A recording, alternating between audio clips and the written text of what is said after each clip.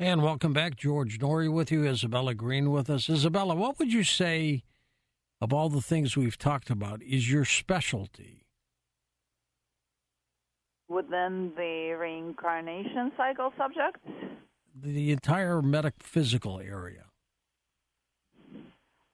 Well, I have many different skills, so I don't believe that I really have a specialty. It appears that the information that I have about the afterlife dimension and the reincarnation cycle is becoming my specialty very fast because it's gaining a lot of interest lately since the book.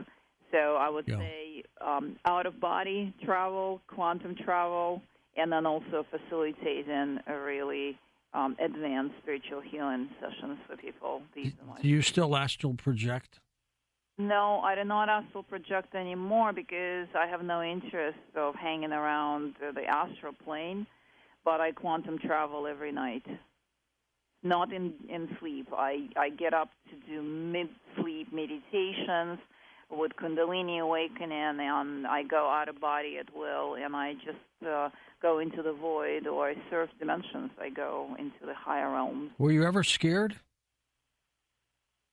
Well, I'm an adventurous soul. I've done so many things within the Earth reality that others are terrified of. So once I started venturing beyond the veil, I would just remind myself, hey, remember you were doing this and you weren't scared, so you'll be fine.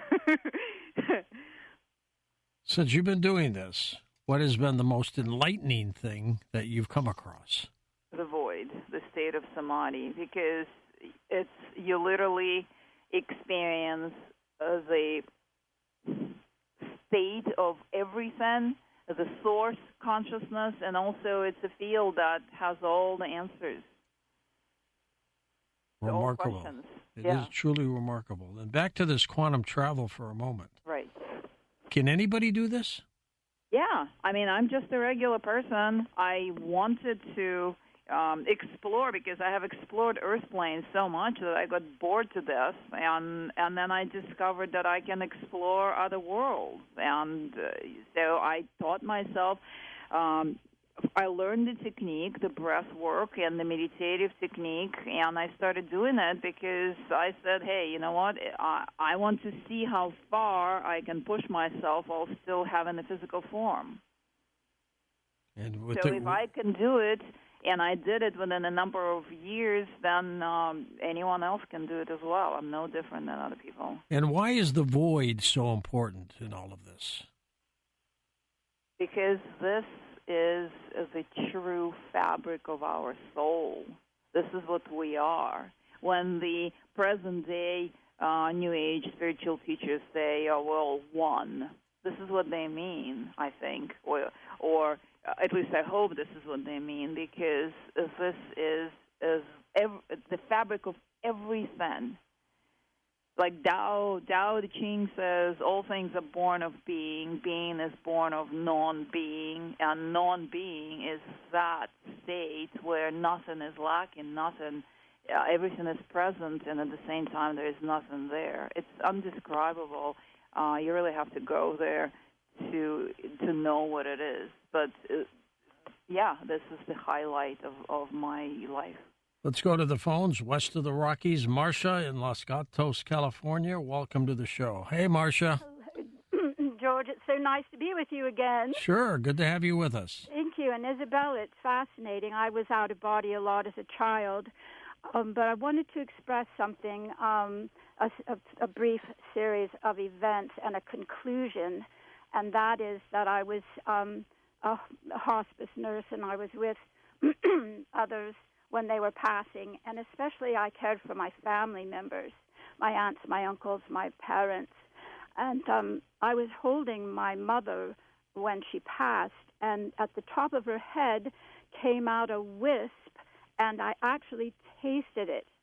And I thought it was so interesting because that, to me, validated that there was weight, or there was actually a material component. And then she, I guess I channeled her in the coming night and day because she wanted to express something to her caregiver who was not there at the time. So I guess I became a channeler for that purpose of, expressing my mother's thoughts. Mm-hmm. How do you like that, George and Isabella? I think that's fine. Isabella, what about you? Well, I think that you experienced that the soul has a fabric. And when she came out of the top of her head, which gives me hope that maybe she went into the void, actually, because coming out of the top of the head, that is usually that directs you into the void. And I know I've heard two other stories where people having near-death experiences actually went straight into the void and not into the afterlife dimension. But you becoming the channel for her and conveying the information, this is pretty common, too, from my perspective, because they no longer have a body, but the message is tangible. And especially you having the open heart connection with your mom, that makes you an open channel to her state of being or her consciousness to speak through you. First-time caller, Phil. We're going to the state of Florida. Hey, Philip, go ahead. Hey, how you doing? Good. Yeah, I just wanted to share something that happened to me when I was 16. I'm 67 now. But 1972, we were moving this big pump unit at the marina, and the guy, we got too close to a power line, and I got hit with 7,620 volts. Ouch. Yeah. 2,000 more than they gave you in the Florida electric chair. And it was very weird, because, I knew I'd been hurt, but where I was in a place that was so black. Yeah. And I remember putting my hand up and couldn't even see my hand, but I knew I was separated from God. And I was moving through this blackness. I could feel it going through me, but when I couldn't see my hand, then it became aware to me that I was not in my body. Right. But the consciousness was there. Right. Yep. And when I asked God to save me, I showed out, help me, because I was scared. Yep. I was scared. I never felt that alone and that separated from anybody. You had a classic near-death experience, Phil, didn't you? Oh, yeah. Yeah. I cardiac arrest twice. But the one time, like I said, when I came back, my spirit came back into the room they were working on me in. And I remember looking at them working on this guy, and I couldn't recognize myself because I was just burned up. And I looked across just on the other side of the room. I said, if I was over there, I could get a better view. Well, in a second, I was there. I didn't walk over there. I just went. Right. And then when I did come back into my body, there was an audible and a physical buzzing noise, loud. And that's when the pain came. Right. How long were you laid up, Phil? Well, I've had about 30 operations over the years. 30? And I was late. Yeah. Yeah, I had, like I said, it entered through the left side of my left frontal lobe area, went through me and went out my right foot. And like I said, I've been dealing with pain since. I've never had a day without a headache. I've never had a day without pain. There's always some kind of pain. But I know my faith was strengthened because I knew and I know that I have a peace about where I'll go. Knowing what you've been through, do you think you would have preferred to have stayed? Yeah. Oh, I told him, well, when I came back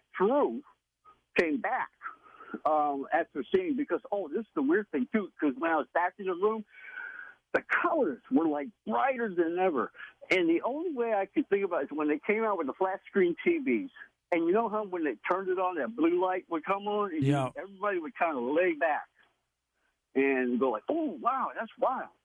Well, that's the way it was. Colors were off the chart. I mean, it's like everything in my brain was clicking. It was all working. Was it your choice to come back, Phil?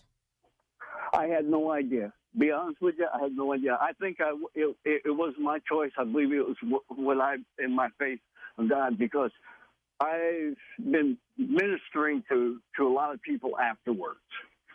And it was so neat when I was with my dad. He was dying. He was in a coma. It's like he was in a nursing home I used to work in. I knew he wasn't going to come out, but he wanted me with him when he died. And the last thing that happened, I said, well, I want you, Dad, to have peace. And when he took I said, Lord, let him open his eyes one more time so I can at least see him, let him know his prodigal son will be okay. But it didn't happen. But I said, well, go ahead and take him home, please. He took 3 deep breaths, but the last breath, when he exhaled it, it was long. It was a long exhale, which I knew that was when his spirit was leaving. That was it. Is that normally how it happens, Isabella? I'm not exactly sure if there is normally, but I know what happened when he went into the blackness, because through speaking with infinite amount of people about their near-death experiences, I've encountered 2 so far, and now 3 that went straight into the void. And for someone who is not familiar with the void, it can be eerie at the beginning, because the human consciousness that is not trained properly expects we long for objects and people and company and presence or something, something to grab onto, but none of that is present. But if you tune into the state of being, everything is already there, because the void is the blackness. It is that really dark space, but not dark the way we look at the word dark. It's just the energy field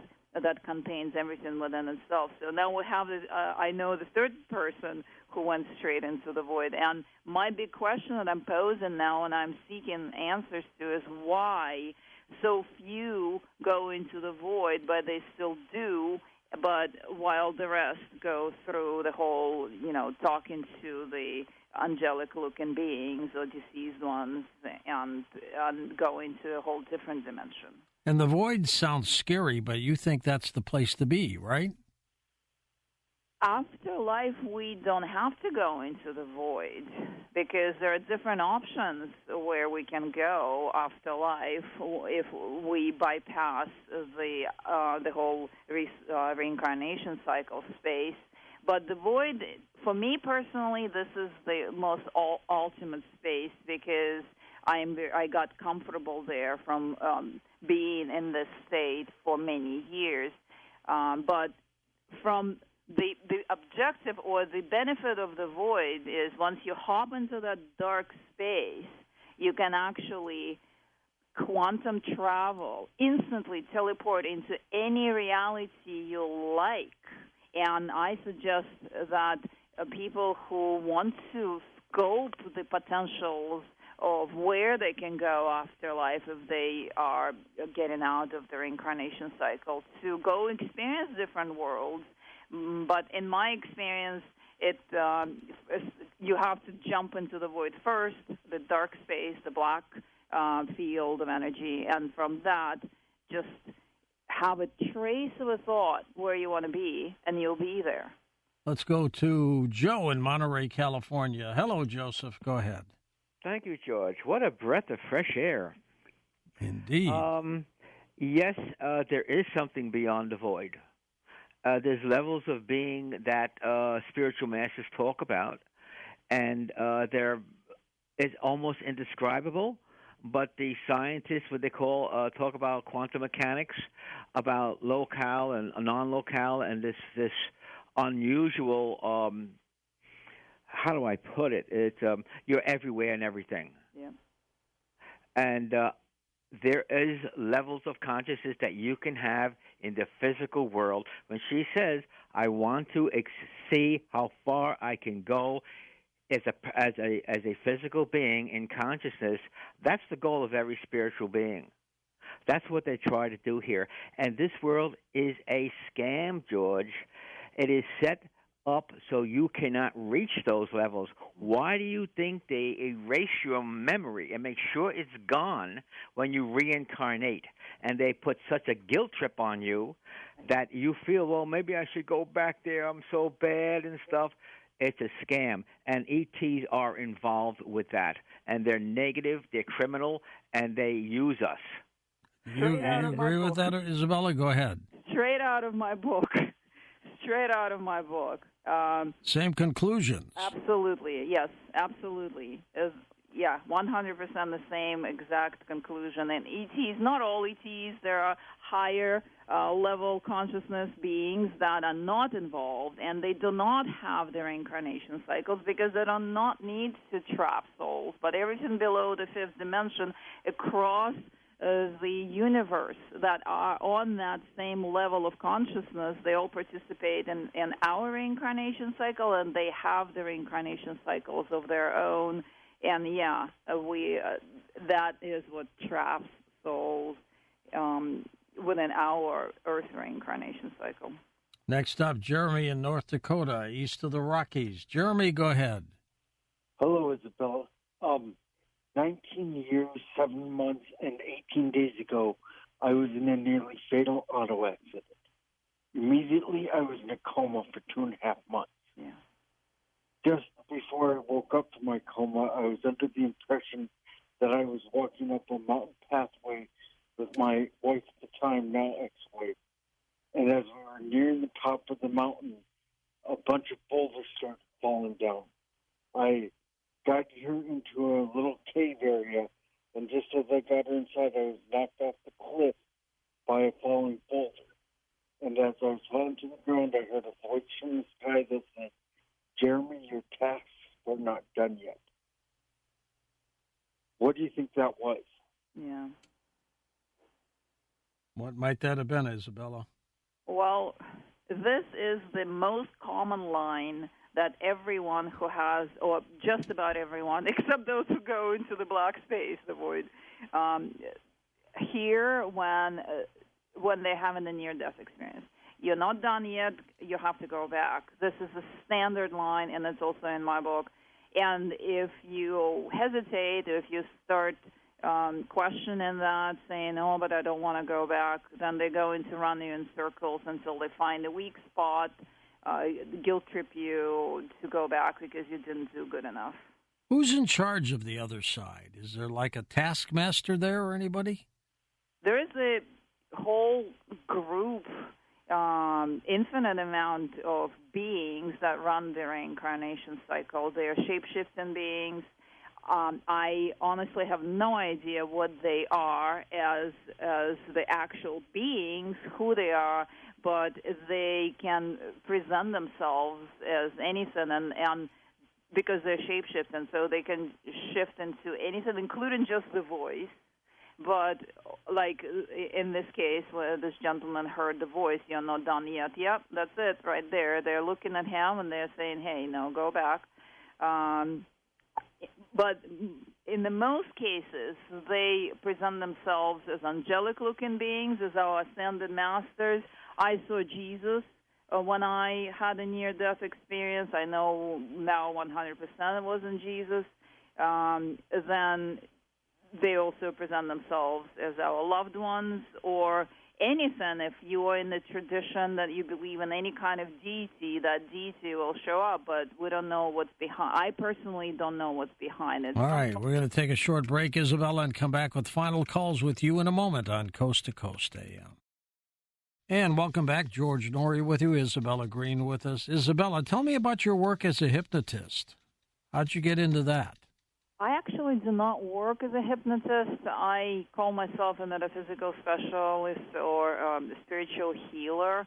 I took hypnosis just to check, kind of cross-reference what I do with what they do, because the sessions that I facilitate could be called like a surrogate hypnosis kind of thing, because I am the one having experiences and downloads and observations for the client while the client is in the relaxed state and all my sessions are remote. And I wanted to see how they do it in hypnosis, because a lot of people told me, or my clients told me, that my work reminds them of being under hypnosis. But my work encompasses a lot of other elements. I look at childhood patterns because I believe that we have to start from Earth plane, and we cannot skip that. That's a vital part of our experience. And then into past lives, and then into cosmic karmic connections, and into the multidimensionality of the soul. And there are a lot of elements in my sessions. My sessions are really rich, and people receive a huge package of information about themselves, and also receive strong energetic adjustments when they take my sessions. What do demons mean to you, if anything? Oh, these are the earthbound spirits from the lower astral dimension. There's the lower astral dimension is what we call the dark dimension, or the lower dimension, the lower world, and these are just representations of life forms that populate this kind of dimension, and they pop into the earth plane as well, and people know them as demons. Let's go to the phones. Don in Alberta, Canada, to get us started on the international line. Hey, Donald, go ahead. Hi, George. Hi, Isabel. Hi. When I was young and I arrived on the planet, I thought, no problem, we can be out of here. So I read a book by Lott Rampa, and he talked about moving energy and doing the different types of things. Another later I came across, I think it was Paul Twitchell. He talked about hewing, or you had that, or humming, kind of the same yes. thing, using the mantra to break down the cloak of consciousness. But I didn't realize, I thought it was like a door, you just flip it open and you're out. And but then I realized it's a series of veils. But I guess my question is like, we got abducted by aliens and sent down here? It doesn't make any sense. Like, why would people actually volunteer to come down to the physical plane? Because on the astral plane, I know there's 180 subplanes between here before you get back to pure spirit, and they can bounce up there. But why do people come down? It's just like, you take the red pill or the blue pill, or get... Why do they reincarnate, you mean? Yeah, why do people keep coming back over and over? It's just... And that's part of your book. You want them not to come back anymore, Isabella, right? Well, I'm not suggesting that I want them to not come back. I think everyone should decide for themselves. But there is an initial decision that soul that is not earth-bound originally. Let's say a cosmic soul from a different planet decides to join the earth plane, and earth plane has been sending distress calls out into parallel worlds and other planets for a long time. And so I remember that I felt that I want to go and help and assist this world in distress, and this is how I agreed to pop into Earth incarnation system. But once I incarnated on Earth, that's it. You check in, but you can't really check out. So this is why they keep reincarnating, because they're already within the reincarnation system trap. Let's go to Chris in Alabama. Welcome to the show. Hey, Chris, go ahead. Chris, you're with us? Nope, there's no Chris. How about Gordon in Plant City, Florida? Hey, Gordy, go ahead. Hey, George, Isabella, thank you for taking my call. Isabella, you said something earlier about that someone looked like Jesus appeared to you, but you were pretty sure it wasn't him because you didn't think he would want you to come back. And so that begs the question. I was actually going to ask this anyhow. Since Jesus in my religion, I'm a Christian, we think he's godlike. I'm wondering if maybe he's smart enough that he's not coming back. And in fact, Jesus, in the millennium reign, that's a type of reincarnation in our own religion. And Jesus himself described the blind man, and he did not refute the fact that the blind man could have sinned and been there before. And there's this Bible verse that says it's appointed on the man who wants to die and thereafter the judgment. Who's to say that the judgment isn't reincarnation? But Kevin Montague, another guest on Coast, is one of my best friends. Kevin is a Christian and a true Christian. I really like the guy. He thinks that most people don't reincarnate on Earth, but on other planets. And so I wanted to get your take on, could the millennium reign, the 1,000-year period after we live here, maybe be a type of reincarnation? And is it possible that Jesus is one of the smart people that doesn't reincarnate, but that it does happen for some humans? I mean, what role does Jesus play in this right here. I know it's kind of a religious question, but I'm a Christian. I'm not gonna make fun of you or insult you. I'll admit that I honestly don't know. But you know what I'm saying? I mean, like, is it possible that maybe Jesus is smart enough to beat the reincarnation? And is Kevin right to imply that probably most people on Earth don't reincarnate, but on other planets it's the norm? Well, I really have a lot of respect for Jesus as a figure, as a soul, as an advanced being who came to Earth to do his job and change the course of things and then got out. And because he is an advanced soul, then I believe that he was fully aware of of having a choice and being able to make that choice for himself. And I'm sure that if he decides that he wants to come back, then he can come back again. And so it's all about the freedom of choice.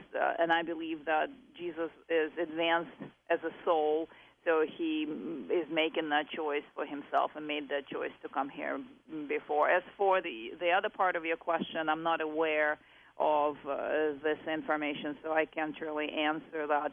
I know for sure I did not see Jesus in my near-death experience because he did not have the frequency, he did not have the consciousness, he did not have even the physical look that I would expect a man from the Middle East to have. And so as I analyzed my experience with the apparition that presented itself as Jesus to me in my near-death experience, I came to the conclusion that there was a shape-shifting being. Let's go to Jim in Delaware. Get you in here. Jimmy, go ahead. Hey, George. Hi, Jim. No, I don't usually call on shows like this. I was going to ask a question about Jesus, I told Tommy, but I have another question. All right, go ahead. Isabella, you mentioned the New Age. This is what this all sounds like to me, because I studied it in the 80s. And the New Age Messiah, I was told I remember used to be Lord Maitreya, the fifth Buddha, which is the Messiah Buddha, I was taught. But however, I was on a mobile website years ago with the flip phones. A guy came to me and said it's not Lord Maitreya no more. It's this guy named Oliver, and he gave me his last name. All I remember begins with an M. So my question to you, Isabella, do you know who the New Age Messiah is? I believe all of us are. I don't think that now, in this day and time, we need a Messiah or a guru or a figure that everyone will worship. This is the time on Earth where human beings are invited to explore their own abilities, and that makes us just as good as any Messiah because it gives us access to what we fully are. Next up, let's go east of the Rockies. Nikki's with us in Columbus, Ohio. Hi, Nikki. We'll be out there in a couple months. I just heard that. I'm super excited to come. Right around the corner from me. Super. Love it. Just had a question for you. So the reincarnation cycle, what is the incentive of keeping souls within that cycle or here on Earth? I mean, there's over 8 billion souls roaming around on the planet. So is there some sort of incentive that they get to keep us in the cycle? Yeah.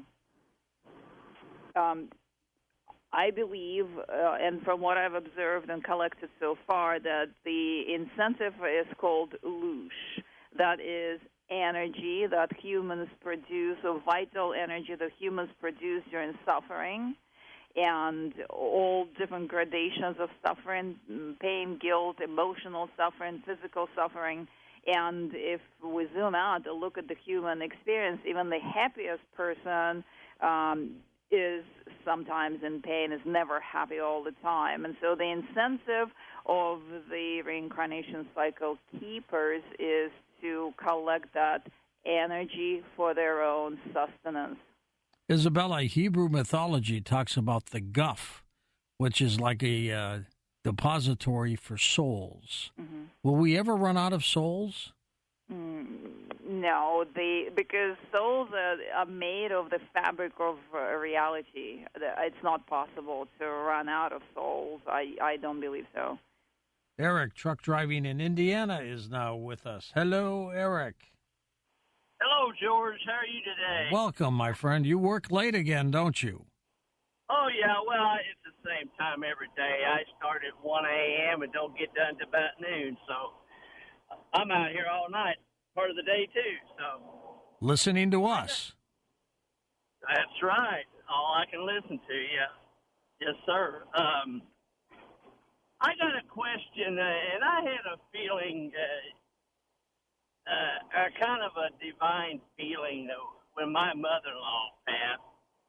And we was with her for a long, we was real close, me and my wife and my mother-in-law and my father-in-law, because we lived next door to each other, and we grew up with each other, So when she died, and she was fairly a Christian woman, she was a Southern Baptist, and when she died, it just seemed like I got a divine feeling over me that she did go to heaven.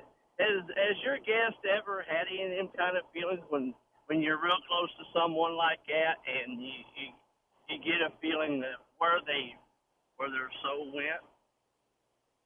I would think, Isabella, you've had that feeling, haven't you? I would guess that she is there, or she is in the upper astral dimension that we call heaven, because this is where majority of the souls end up at anyway. And if we take the work of Preston Dennett, for example, he was visiting his mom through astral projection in the dimension that seemed or felt very much like heaven, the rainbowy and transparent dimension with the music of the spheres. So I am pretty sure that your mother-in-law is in that dimension too. Isabella, we only got a minute left, and I'd love for you to tell people about your website, if they can contact you and what you have. They can contact me at IsabellaGreen.com. If they want to have a session with me, please send me a session request form. And I want to mention about my book, that in my book I offer tools and recommendations, and it's a very short and succinct format. It's an easy read, only 100 pages, and it's not just about the reincarnation cycle, but it's also the tools and recommendations of how to prepare to hop out if this is what you desire. What is your next project, Isabella? I am at a number of live events, and literally in September it's Sedona Transcendence Retreat, and then after that in March it's Sedona Ascension Retreat, and after that in April in Sedona Cosmic Awakening Conference. Some of them I speak at a channel, and I also am given the workshop on the reincarnation trap. All right, very good. Thank you for being on the show, Isabella. It's always great to have you. Leaving the Trap, How to Exit Reincarnation Cycle. On our next Coast to Coast show, we're going to give you an update on the congressional hearings on UFOs. For Dan Galante, Tom Danheiser, Lisa Lyon, Lex Lone Hood, Sean Ladesor, Stephanie Smith, Chris Burrows, Tim Banal, George Knapp, and Ian Punnett, I'm George Norrie, somewhere out there on Coast to Coast AM. We'll see you on our next edition. Until then, be safe, everyone.